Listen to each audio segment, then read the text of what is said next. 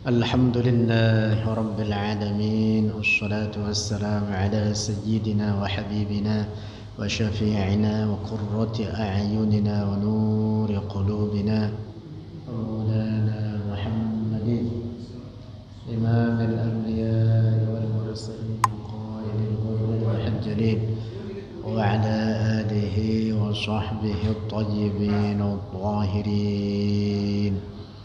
اللهم لا سهل إلا ما جعلته سهلا وأنت يا حي يا قيوم تجعل الحزن إذا شئت سهلا.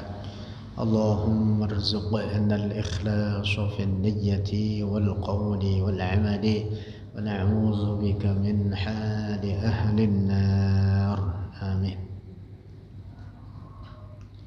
قال الإمام أبو حنيفة رضي الله عنه وهو شيء لا كالأشياء وهو dan dia Allah syai'un itu syai' la kal asya'i tidak seperti segala sesuatu. Jadi Allah boleh disebut syai'. Kita katakannya syai' saja sudah. Wa ma'na syai'i dan makna asy-syai' isbatuhu itu menetapkannya Allah bila jismin dengan tanpa jisim, tanpa fisik, tanpa tubuh, wala jauharin dan tanpa jauhar, tanpa benda, wala aradin dan tanpa sifat benda. Di dalam Al-Quran Allah subhanahu wa ta'ala berfirman Qul ayyu syai'in akbaru syahadah Qulillah. Qul ayyu syai'in akbaru syahadah. Katakan olehmu wahai Muhammad, bukti apakah yang terbesar? Qulillah, katakanlah olehmu Allah. Dalam ayat ini Allah disebut dengan syai'. Qul ayyu syai'. Nah, makna syai' pada hak Allah dijelaskan oleh Imam Abu Hanifah yaitu apa? As-sabit al-mawjud. As-sabitul mawjud, yang sabit, yang nyata, hakiki adanya, nyata adanya, yang bukan sebagai benda, bukan fisik, maha suci dari segala bentuk dan ukuran, dan maha suci dari sifat-sifat tubuh. Nah, itu makna asy-syai' pada hak Allah. Wala hadd lahu, dan tidak ada bentuk. Al-hadd artinya bentuk. Al-haddu wal hajm. Makna harfiah hadd itu batasan, yang dimaksud bentuk. Allah ada tanpa bentuk, tanpa ukuran. La hadda lahu, tidak ada batasan baginya, artinya tidak ada bentuk, tanpa bentuk. Walau didda lahu, dan tidak ada lawan baginya, artinya tidak ada yang mengalahkannya. Wala nidda, dan tidak ada keserupaan lahu baginya Allah. Wala misla, dan tidak ada kesamaan lahu baginya Allah. Nah, ini penegasan Imam Abu Hanifah sebagai bantahan terhadap kaum musyabbihah mujassimah, kelompok sesat yang menyerupakan Allah dengan ciptaannya. Mereka menetapkan Allah sebagai jisim. Mereka mengatakan Allah punya anggota badan tersusun daripada bagian-bagian. Na'udzubillah. Mereka menjisimkan Allah, mengatakan Allah sebagai jisim. Na'udzubillah. Orang yang berkeyakinan Allah sebagai jisim, benda, memiliki bentuk, ukuran, maka dia dihukumi kafir. Disepakati demikian oleh para ulama kita, ulama ahli sunnati wal jamaah. Al-Imam Syafi'i radhiyallahu anhu seperti dikutip oleh Al-Imam Al-Hafiz Jalaluddin As-Suyuti dalam kitab Al-Ashbah wan Nazair berkata, Al-Mujassimu kafir. Al-Mujassimu kafir, orang yang menjisimkan Allah, artinya berkeyakinan Allah sebagai benda, memiliki bentuk, ukuran, maka dia seorang yang kafir, bukan orang muslim.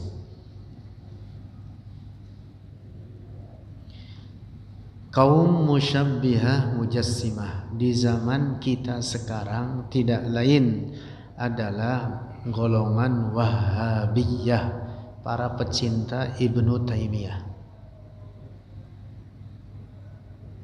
Ini pentingnya kita mengkaji risalah ini supaya ada relevansinya dengan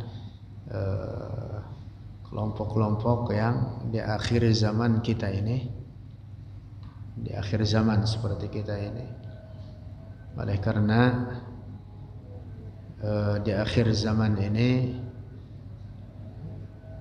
menyebar masif keyakinan tasybih dan tansib, persis seperti yang dinyatakan oleh Sayyiduna Ali bin Abi Thalib, seperti yang dikutip oleh Al-Imam Ibnul Muallim Al-Qurashi dalam kitab namanya Najmul Muhtadi wa Rajmul Mu'tadi. Dikutip oleh beliau perkataan Al-Imam Ali ibn Abi Thalib Amirul Mukminin, bahwa beliau berkata, sayarji'u qaumun min hadhil ummati 'inda iqtirabis sa'ati kuffara. Akan kembali sekelompok orang dari umat ini ketika dekat kiamat sebagai orang-orang kafir, kembali menjadi orang-orang kafir, keluar mereka dari Islam. Qalu ya Amirul Mu'minin kufruhum bil ihdasi am bil inkar. Wahai Amirul Mu'minin, kekufuran mereka itu apakah dengan sebab mereka membuat ajaran baru, am bil inkar, atau karena pengingkaran terhadap ajaran yang ada, akidah atau keyakinan yang ada? Sayyiduna Ali menjawab, bal bil inkar. Sesungguhnya kekufuran mereka itu dengan pengingkaran. Yunkiruna khaliqahum fayashifunahu bil jismi wal a'dha. Mereka mengingkari pencipta mereka, yaitu mengingkari Allah, dan mereka mensifatinya, menyifati Allah bil jismi dengan tubuh, dengan fisik, wal a'dha dan anggota-anggota badan. Persis di zaman akhir ini menyebar akidah tasybih seperti yang dinyatakan oleh Ali ibn Abi Thalib ini, yaitu yang diyakini oleh kaum Wahhabiyah. Yang belakangan ini mereka menamakan dirinya Salafi. Nah, maka waspada dengan kelompok ini, jangan terkecoh dengan penamaan mereka terhadap diri mereka sendiri sebagai kelompok Salafi. Sesungguhnya mereka adalah orang-orang Wahhabi. Mereka berkeyakinan Allah tersusun daripada bagian-bagian, punya anggota-anggota badan, punya kaki, punya betis, jari-jari, punya telinga, punya mata, punya mulut. Na'udzubillah. Na'udzubillah. Bahkan di antara kaum musyabbihah mujassimah ada yang mengatakan Allah punya rambut, rambutnya keriting. Na'udzubillah. Kata mereka, ja'dun qatat, keriting yang menggumpal, ya, seperti brokoli. Na'udzubillah. Na'udzubillah. Lalu untuk mengelabui dan menipu orang-orang awam, mereka berkata apa? Kata mereka, itu semua tidak seperti yang difikirkan oleh kita. Mereka menetapkan anggota-anggota badan. Lalu mereka apa? Mengatakan itu semua tidak seperti yang ada pada manusia, tidak seperti yang terlintas dalam pikiran kita. Ungkapan mereka ini, walaupun mereka berbusa-busa mengatakan tidak seperti manusia, tidak seperti yang ada pada tubuh manusia, tetap mereka adalah kaum musyabbihah mujassimah. Itulah hakikat kaum musyabbihah mujassimah.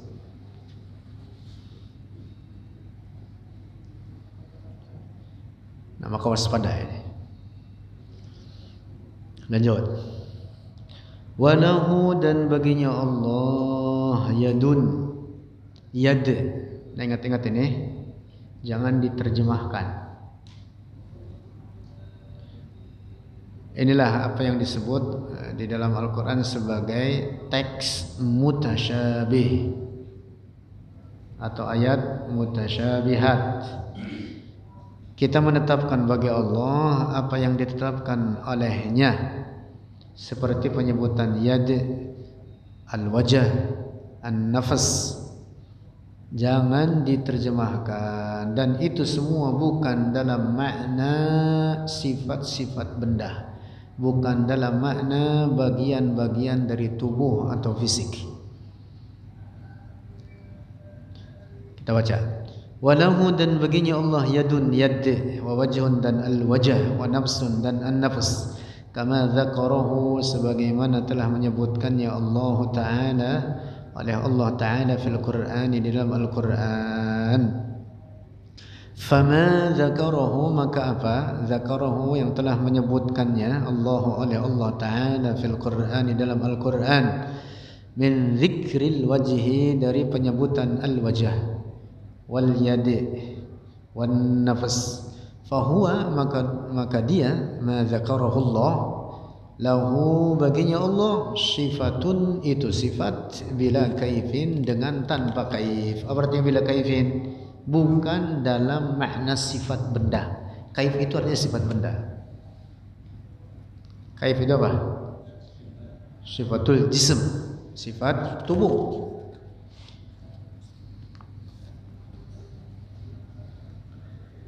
Lanjut. Wala yuqalu, dan tidak dikatakan inna yadahu, sesungguhnya yad Allah, qudratuhu, itu kudrahnya, atau ni'matuhu, atau nikmatnya Allah.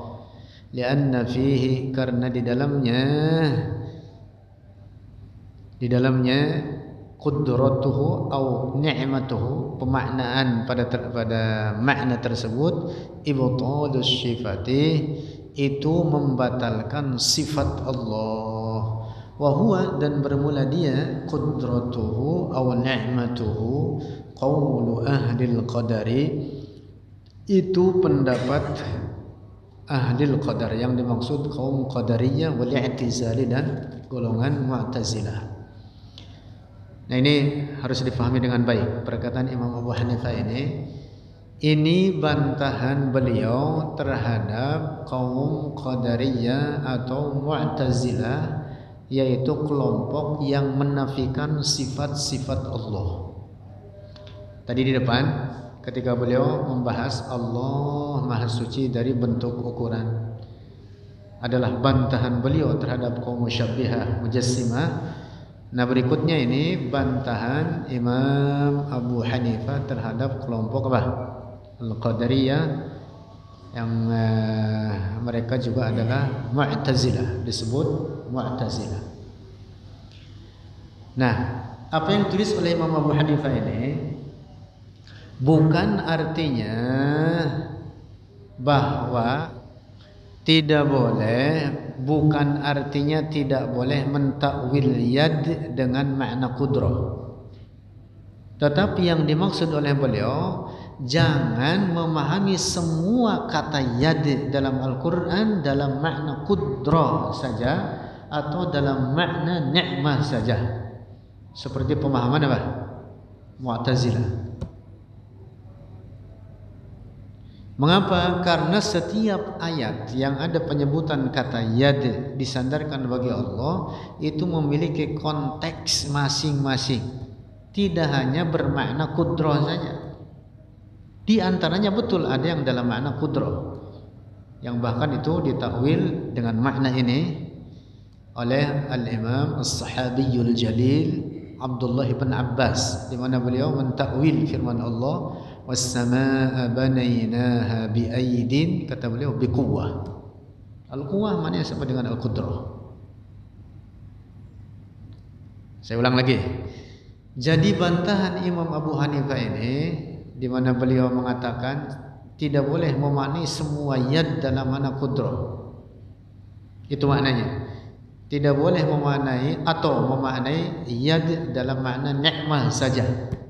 Semua ayat yang penyebutan yang ada menyebutkan kata yad disandarkan bagi Allah tidak boleh hanya diartikan makna ini, seperti pemahaman siapa?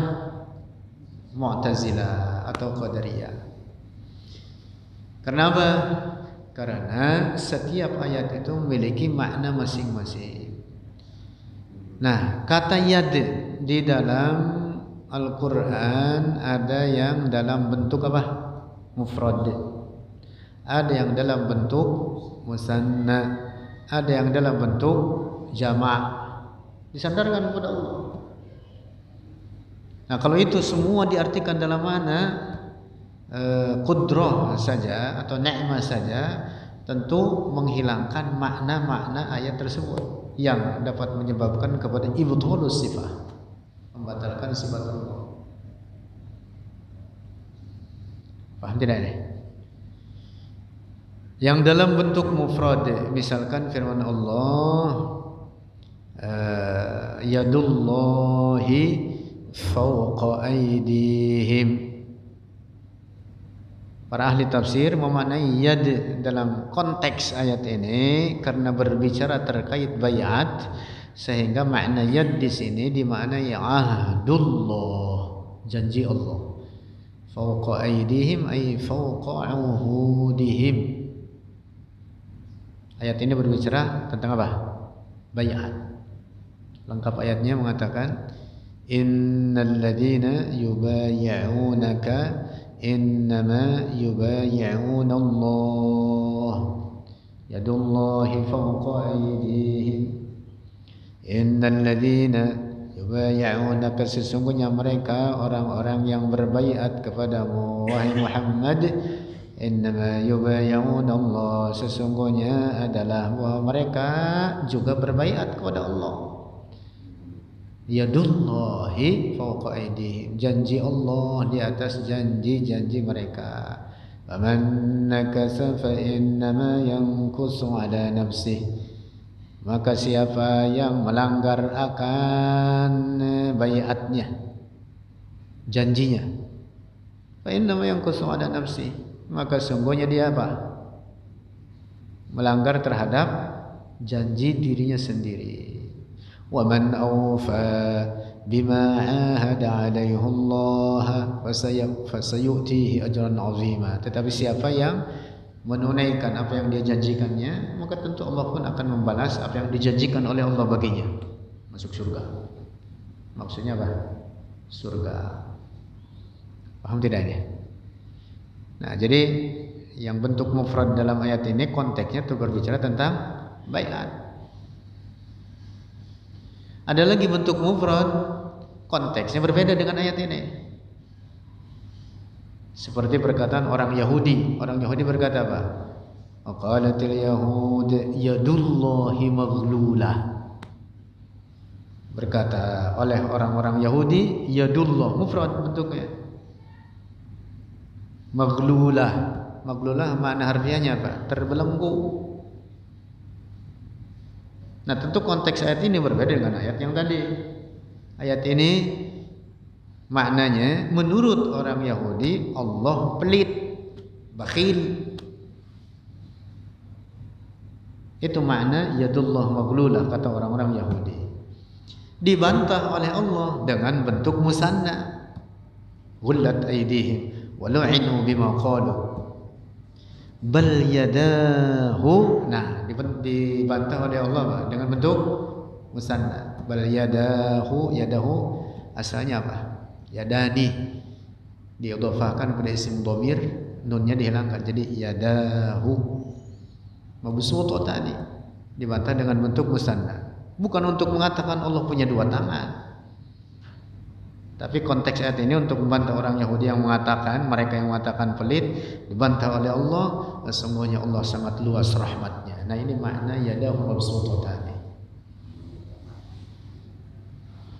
Menunjukkan ayat ini untuk menunjukkan luasnya rahmat Allah. Ada yang berbentuk jamak, itu tadi firman Allah, "Was-samaa'a banainaha bi'aidin." Aidin jamak dari yad. Ditakwil oleh sahabat Abdullah bin Abbas, bi'aidin ay biquwwah. Karena konteks ayat ini berbicara tentang apa? Penciptaan langit. Langit itu dahsyat. Makanya langit dijadikan alat sumpah oleh Allah dalam banyak ayat Al-Quran karena kedahsyatannya. Was-samaa'i dzatil buruj was-samaa'i wat-thariq. Apalagi itu banyak. Bahkan penciptaannya pun dan kedahsyatannya pun disebutkan oleh Allah. Afalam yanzuru ila samaa'i fawqahum kaifa banainaha wa zayyannaha wa ma laha min furuj. Itu dalam Al-Quran. Artinya penciptaan langit itu sangat dahsyat. Karena itu ayat ini was-samaa'a banainaha bi'aidin dinyatakan oleh Abdullah bin Abbas, sahabat Nabi, ahli ta'wil, ahli tafsir. Bi'aidin kata beliau apa? Biquwwah. Nah, jadi setiap ayat yang di dalamnya ada penyebutan kata yad disandarkan bagi Allah, ada yang dalam bentuk mufrad, musanna atau jama', itu semua memiliki makna masing-masing sesuai konteks ayatnya. Nah, karena itu Imam Abu Hanifah di sini mengatakan jangan hanya diartikan dalam makna an-ni'mah atau al-qudrah saja. Seperti pemahaman siapa? Mu'tazilah atau Mu'attilah, Qadariyah. Mereka itu Mu'tazilah atau Qadariyah disebut dengan kelompok Mu'attilah karena mereka apa? Menafikan sifat-sifat Allah. Lanjut. Walakin yaduhu, akan tetapi yad Allah, kata yad dalam Al-Quran yang sandarkan baginya, bagi Allah, sifatuhu, itu sifatnya Allah, bila kaifin, bukan dalam makna sifat benda. Nah ini artinya bila kaif, bukan dalam makna anggota badan, bukan dalam makna tangan. Nah ingat-ingat ini, maka jangan terjemahkan pada tangan. Kalau sudah diterjemahkan kepada tangan, maka berarti sudah menyempit maknanya sehingga tidak lagi disebut ayat mutasyabihat. Kata yad sandarkan bagi Allah dalam beberapa ayat disebut ayat apa namanya?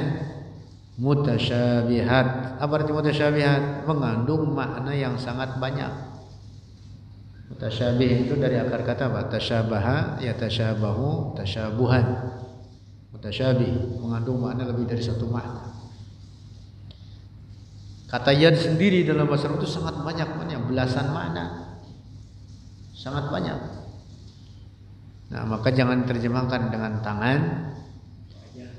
Iya, tetapi kata yad itu tadi memiliki konteks tersendiri sesuai kandungan ayat masing-masing. Kalau yang tadi dalam suratul Fatah, yadullahi fawqa aydihim, dimaknai dengan janji Allah. Nah, ini bagus karena sesuai konteksnya. Sehingga ayat di situ diartikan dengan al-ahad seperti penjelasan para ahli tafsir. Lanjut. Wa ghadabuhu, dan sifat ghadabnya Allah. Allah memiliki sifat apa?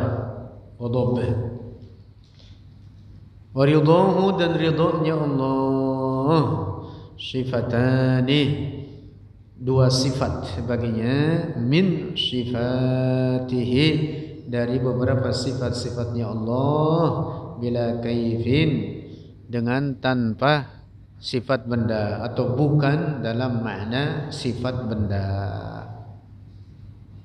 Ghadab Allah, Allah memiliki sifat ghadab. Allah murka terhadap sebagian hambanya yang melanggar perintah-perintahnya. Nah, sifat ghadab Allah terhadap mereka adalah sifat baginya, bagi Allah, azaliyatun abadiyah, tanpa permulaan, tanpa penghabisan. Demikian pula dengan sifat ridhonya Allah, adalah sifat baginya yang bukan dalam makna sifat-sifat tubuh, bukan infialat. Infialat itu artinya apa? Sifat-sifat tubuh. Beda dengan kita, misalkan ghadab pada manusia adalah infial, sifat tubuh. Misalkan muka merah, orang kalau marah bagaimana bentuknya? Misalkan gitu, muka merah, tangan mengepal, misalkan gitu. Atau kalau ridho yang ada pada manusia itu juga infial, terlihat wajahnya senang, nah gitu. Namanya apa? Infial, sifat tubuh. Nah, bagi Allah ghadab dan ridhonya adalah sifat baginya, bukan dalam makna sifat tubuh. Keduanya adalah sifatun azaliyatun abadiyah, sifat yang azaliyah tanpa permulaan, abadiyatun tanpa penghabisan, sebagaimana sifat-sifat yang lainnya. Semua sifat Allah sudah kita bahas kemarin dari pernyataan Imam Abu Hanifah, azaliyatun abadiyah, tanpa permulaan, tanpa penghabisan.